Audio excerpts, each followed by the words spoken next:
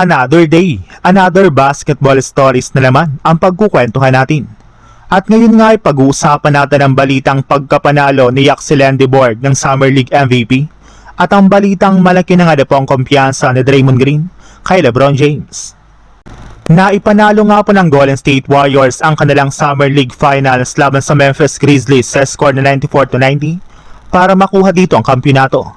At isa nga po sa mga literal na bumuhat sa kanilang team para masungkit ang titulo ay ang kanilang 11 overall pick rookie na si Yaxel Board na tinanghal bilang Summer League MVP sa pagtatala nga po niya dito ng 21 points, 10 rebounds at 2 steals sa kanyang 9 out of 18 shooting sa field goal.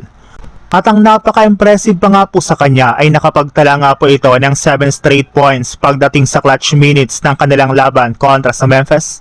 Sa madaling salita, hindi nga talaga ito tumitiklop sa mga high-pressured momentum ng laro na mapapakinabangan ng Warriors sa susunod na season.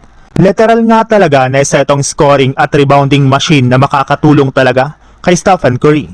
Napakalaki pa nga po ng kanyang potensyal na mag-improve bilang isang superstar, kaya ang kailangan na lang naman nga po nito ay magkaroon ng sapat na playing time sa kanilang mga laro sa regular season.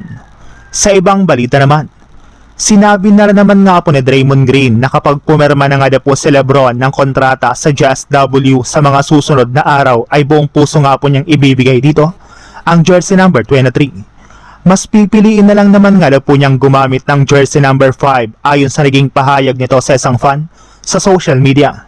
Bukod nga po sa pagpapababa ng kontrata ni Green ay willing rin nga po siyang ibigay kay LeBron ang kanyang jersey number.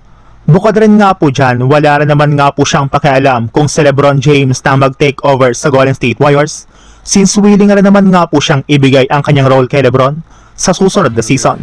Magiging katulad na lang naman nga po siya ni PJ Tucker na maituturing na greatest corner 3-point shooter ever.